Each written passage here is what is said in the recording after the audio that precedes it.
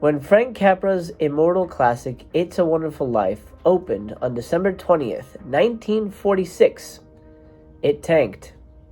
The box office failure could have just been written off by RKO Radio Pictures as a fluke and forgotten about. However, in subsequent years, this film has become a perennial holiday favorite, and for many reasons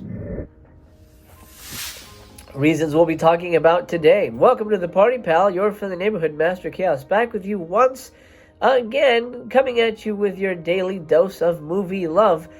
Today we're talking about the film It's a Wonderful Life, one of my favorites. Hell, pal, I even have action figures of this movie. It's a Wonderful Life is a film that's been critiqued and reviewed and analyzed and dissected ad infinitum. And I don't know that I could add anything new to the appreciation of the film from a critical standpoint. However, I do feel that I could add something timely to your enjoyment of the film, because I believe we need It's a Wonderful Life more than ever now in 2020 for many reasons. But I'm gonna lay out 3 clear points as to why I think everybody should revisit It's a Wonderful Life if you haven't seen it already, or watch it for the first time in 2020. And I think it's the right medicine. Well, besides the vaccine, I hold in my hand the most recent release. This is the 4K steelbook of the film. Look at that beautiful cover. It even came with a nice little poster. Look at this. Isn't that nice? I love that. That makes me very happy. This is definitely going on the office wall. Fantastic. Now the back has the famous line, the most memorable line, one of the most memorable lines in a film full of quotable dialogue. Every time a bell rings, an angel gets its wings. Now, I'm not going to be talking about angels.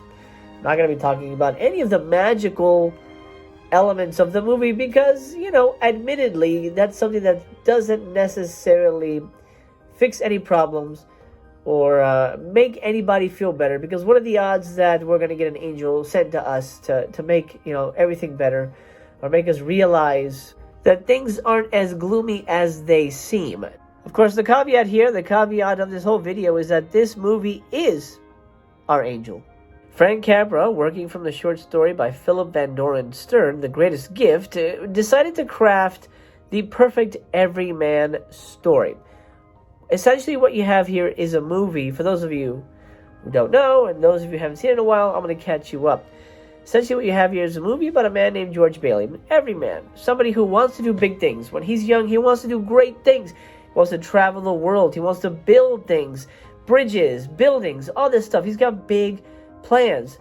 I'll tell you what, I discovered this movie back in high school. I went to a Catholic high school, and one Christmas, right before the break, one of the nuns says, I'm going to show you guys a movie.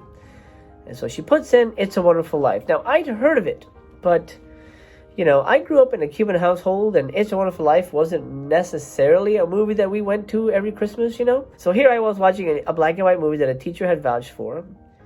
And at first, I didn't know what to expect. I didn't know what the movie was. They said, this is a great Christmas movie. By the end of the movie, I'm not going to hold anything back here. It was the first time I cried in school, and I felt kind of embarrassed about it. But the movie was so beautiful, so perfect, so expertly made and emotional that I fell in love. And I instantly sympathized with George Bailey. I saw myself as George Bailey. I'm like, man, that's exactly how I see myself. Somebody who just tries so hard. Somebody who tries so hard, and then I still feel that life has other plans, and no matter how hard I try, things are going to happen no matter whether I want them to or not. After I saw the movie, the lights came on, and the kids were just thinking about going home. Christmas break. It's great. It's a great time. I was the only person who went to the teacher, and I shook her hand. I remember this because the movie made such an impact on me. I shook her hand and I said, thank you. Thank you so much for showing me this movie. I loved it. And she gave me a hug and she said, Merry Christmas. What did I do after that? I went home and I said, Dad, I need to buy a movie. And we went to my local, I don't even know what store it could have been. I can't think of wasn't a Target. maybe it was a Kmart or something like that. I found It's a Wonderful Life on DVD and I bought it. Or was it VHS? It was VHS. And I bought it and I watched it again. That Christmas Eve. I remember that. And it still moved me to tears. I go, wow, this movie still makes me emotional. Why do I connect with this movie so much? And then, throughout the years, watching it every year, I discovered that more and more people are having the same connection with this movie that I did.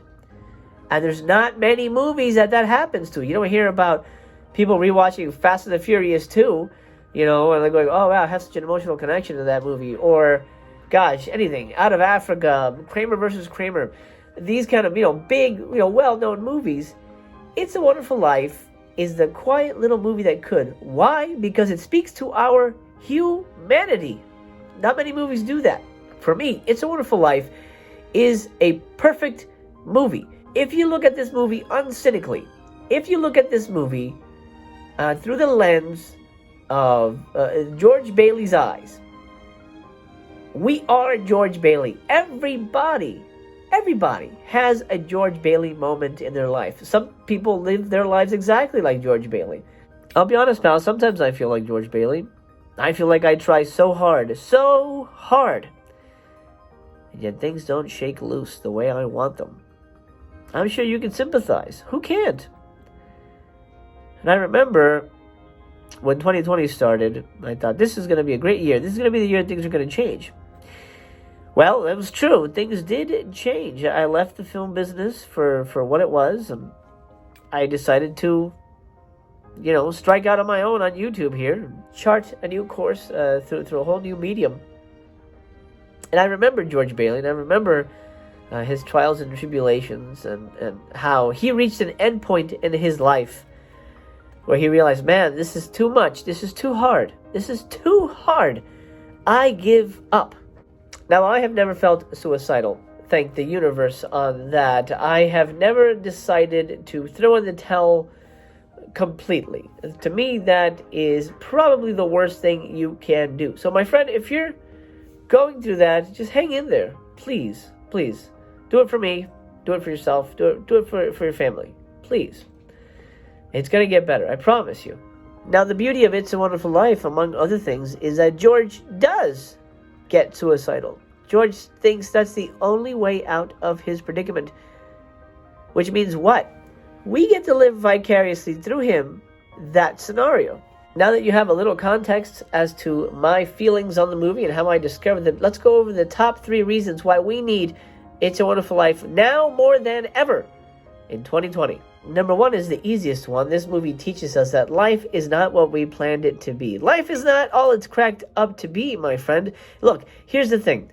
George Bailey had big dreams. We've all had big dreams.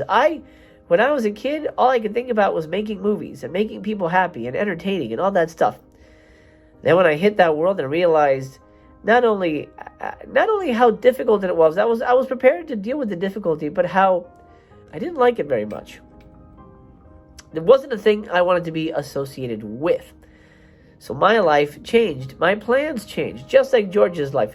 He starts out, he wants to travel the world when he's little. He wishes for $1 million.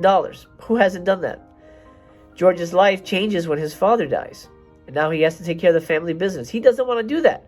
He wants to travel the world. He doesn't get a chance to go to college because he has to stay home and keep the family business going and keep the town who he cares about, keep the town alive and away from Mr. Potter, who will eventually, run the town if the Bailey Building and Loan doesn't help out.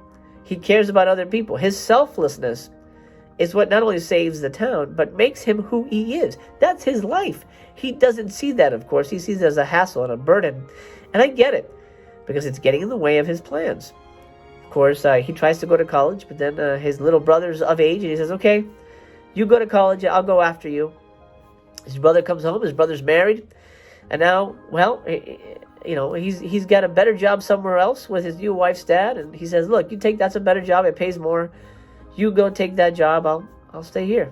The burden of not having what his ideal life unraveled before him takes a toll on him, and he becomes a warped, frustrated old man, or a young man, as Potter calls him. And that's something we can all, relate to. In the movie, Donna Reed's character Mary draws this for George to remind him that he's capable of anything. This was drawn by my lovely wife and given to me one Christmas, and it moved me to tears. She's definitely my Mary. Now, poor George doesn't realize that he has a wonderful life until the end of the movie, but that's a lot like us, right? He was shown a world where he didn't exist. He was shown a world where he didn't matter, where he didn't, he didn't set foot in. And he saw everything change. This leads to my second point. Number 2, we never know the impact we make in the world. It may be small, it may be big. Sometimes we don't have the full grasp of the situation. We all matter. Everything matters. Everything you do, everything you say matters. It makes an impact, whether you know it or not. For example, let's say you go to a grocery store and you let someone cut in line and say, hey, yeah, go ahead. No, you only have a few items. Go ahead. You've done a good deed. That's going to pay off. Maybe that person gets home a little sooner to their kids. Maybe that person, because you saved them an extra 5 minutes, avoids an accident. Maybe that person, having experienced that kindness, that small kindness, will pay it forward to somebody else. And that kindness will pay off to somebody else, and so on and so forth. It's a Wonderful Life teaches us that everybody's important. Everybody counts. Everybody matters. Knowing that, you can go out into the world and realize, man, maybe I'll do something nice today. And please do that. After you're done watching this video, first you'll drop me a like, yeah? And if you're new here, please subscribe. That would mean the world to me. Again, every small little bit of kindness makes a difference. My third and final point as to why we need It's a Wonderful Life even more than ever now during 2020 references the finale of the movie. So spoiler alert, if you haven't seen this film, which I hope you have, but if you haven't, spoiler alert, I'm going to give away the ending. At the end of the movie, George finds a book, Tom Sawyer. It was being read by Clarence, his funny little angel. He opens it, and there's an inscription inside from Clarence, and it says, remember, George, no man is a failure who has friends. And I get a little emotional because that little bit, that little message is, the movie's raison d'etre. That's the reason the movie exists. To remind everyone watching, hey, you're not a failure. You're not a failure. Maybe you haven't made your dreams come true just yet, but that doesn't mean you're a failure, pal. That doesn't mean you're a failure. It just means it hasn't happened yet. Remember, life isn't what we planned. It is a wonderful life. But sometimes we don't see how wonderful until we, get to the ending. But don't rush the ending, if you know what I mean. Hang out. You're important. You're here for a reason. And this movie teaches us that everything matters, everyone matters, and that's why it's such an important film, in my opinion, for 2020. This is a movie, put it in 2 hours and 14 minutes, something like that. And by the end of it, you'll go, man, I've renewed my faith in my fellow man. I know it's been a very contentious year for political reasons and health reasons and things like that. It's been a hell of a year. It's a Wonderful Life is the movie we need to turn things around. My friend, I hope you've enjoyed discussing It's a Wonderful Life with me. I have certainly enjoyed chatting with you. Please, talk in the comments with me. This is a two-way conversation, and I'd love to hear your thoughts on It's a Wonderful Life and life in general. And look, if you just want to vent about what a crappy year 2020 has been, please do. I respond to every comment. That is my guarantee.